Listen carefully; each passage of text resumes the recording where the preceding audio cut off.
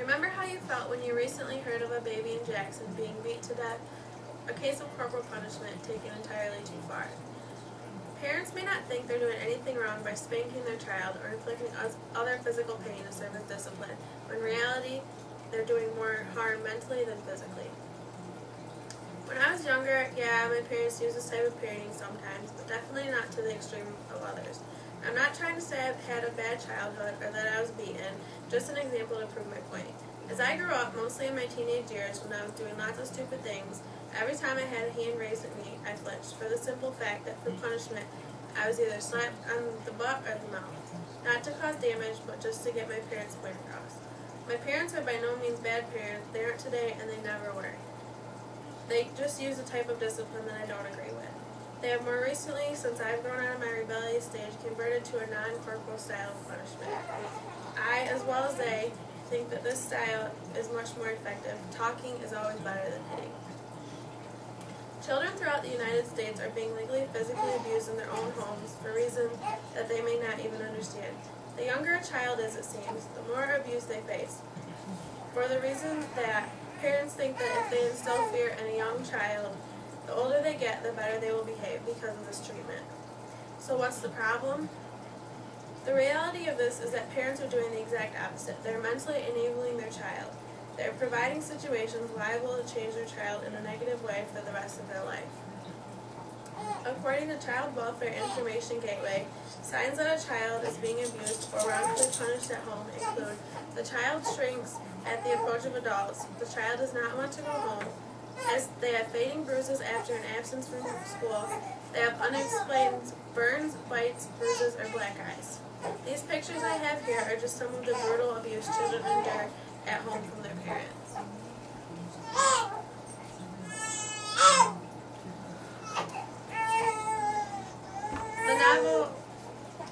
The novel A Child Called It is a perfect example of corporal punishment taken way too far.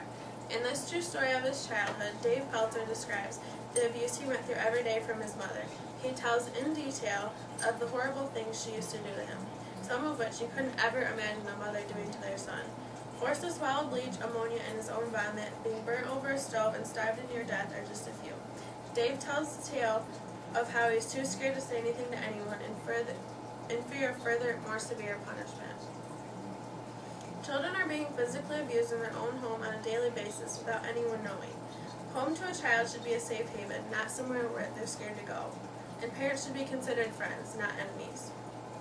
The American Academy of Pediatrics, in an official policy statement, states that corporal punishment is of limited effectiveness and has potentially deleterious side effects. Children of all ages throughout the United States are the ones affected by corporal punishment. According to StopHitting.com, spanking has been associated with higher rates of physical aggression, substance abuse, and an increased rate of crime and violence when used with older children and adolescents. Research on corporal punishment shows that regularly implemented physical punishment increases antisocial behavior, lying, cheating, bullying, and lack of remorse for wrongdoing. Physical punishment serves as a model for aggressive behavior. It deteriorates trust between parent and child, and adults who were physically punished during childhood generally suffer from depression. The Lost Boy, the second of Dave Pelzer's novels, displays his need for a way out.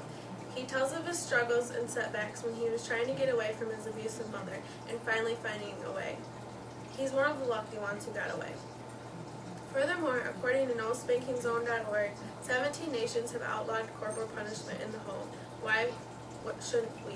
Here's a map of the nations who have outlawed it and a list of them.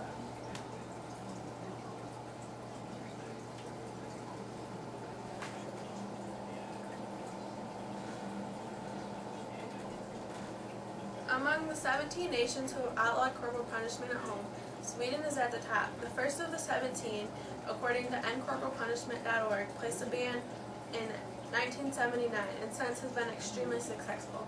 According to StopHitting.com, reporting physical abuse has increased, as in the other 16 nations.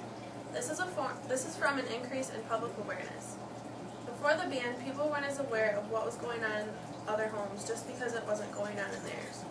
How can we be the 18th nation? The United States can place a ban on corporal punishment implement mandatory reporting laws, and punish those who feel they don't want to change. This should, if not completely eliminate the problem, severely decrease it. First and foremost, we would inform parents of positive alternative parenting styles through seminars, showing these positive styles in action and of the benefits. Secondly, administer a ban on corporal punishment in the home, punishable by fines and jail time, and also a mandatory reporting law. That if you see corporal punishment going on in the home, you must report it, or you too could be in trouble.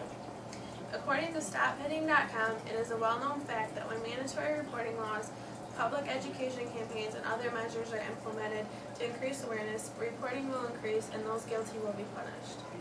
Parents who attend these positive parenting seminars will see the benefits and will attempt to use them on their children. Seeing that they are more beneficial than corporal punishment, they will use them on their children.